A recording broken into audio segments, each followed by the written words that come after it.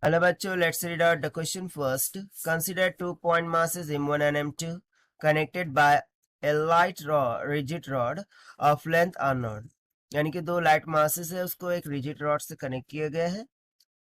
The moment of inertia of the system about an axis passing through their centers of masses and perpendicular to the rigid rod is given by. So for this, let's see the solution. But before of that, let's talk about the key concept which we are going to use here for this question. So generally यहाँ पर moment of inertia की बात हो रही है. So उसका formula क्या आ जाता है? I is equals to m into r square, where m the mass and r is the distance from the axis.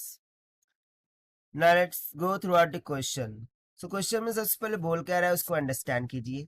देखिए हमारे पास एक रॉड है, ठीक है, 2 पॉइंट मासेस है M1 एंड M2.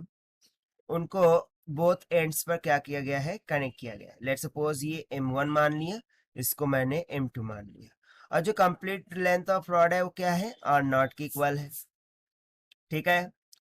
सो हमें मोमेंट ऑफ इनर्शिया कैलकुलेट करना है सिस्टम का about an axis passes through its center of mass.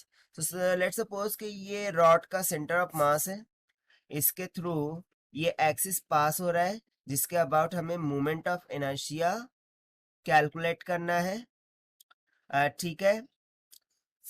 तो सिंपली यदि मैं यहाँ से देखूं, तो मैं सपोज कर लेता हूँ कि M1 का इस एक्सिस से जो डिस्टेंस है वो R1 है.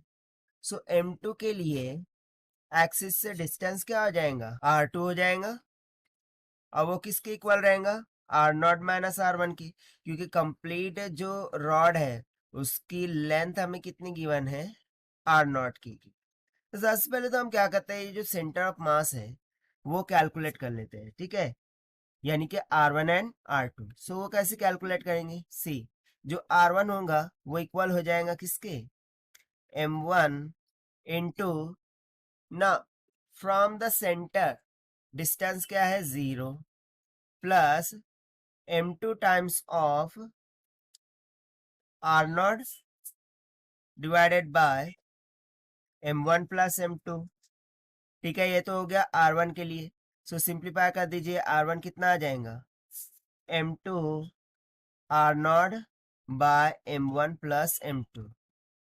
सिमिलरली यदि मैं R2 के लिए कैलकुलेट करूं, ठीक है, सो R2 के लिए क्या आ जाएगा? देखिए R नॉट में से मैं R1 को सब्सट्रैक्ट कर दूंगा, so R naught minus R1, so ये हो जाएगा R2 will be equals to R naught minus of M2 R naught by M1 plus M2.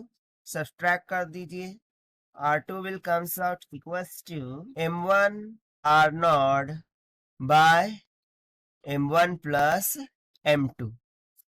So R1 R2 मिल गए. बस using the simple formula of moment of inertia I can calculate I will be equals to moment of inertia because of first mass M1 R1 का square plus moment of inertia due to second mass M2 R2 का square about the axis which is passing through out the centre of mass for the rod, ठीक है. सो यहाँ पर simply हम substitute कर देंगे values को. सो M1 तो वैसे ही रहेगा, R1 का स्क्वायर बोल रहा है. सो R1 कितना आया था? M2 R naught by M1 plus M2 का whole square plus M2 times of R2 कितना आया था? M1 R naught by M1 plus M2 का whole square.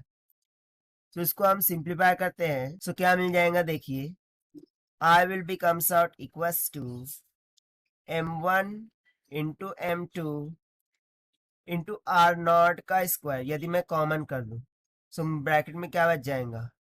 M1 plus M2, ठीक है, और डिविडेंड में ऑलरेडी क्या है? M1 प्लस M2 का होल स्क्वायर. से यहाँ से एक M1 प्लस M2 क्या होगा? कैंसिल हो जाएगा.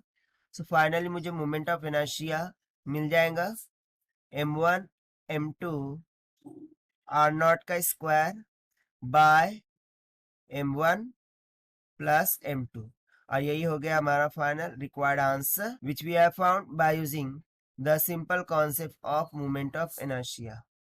Now let us take the option. So option B will become correct. So this is the required solution. I hope you understood it well. Best of luck. Thank you.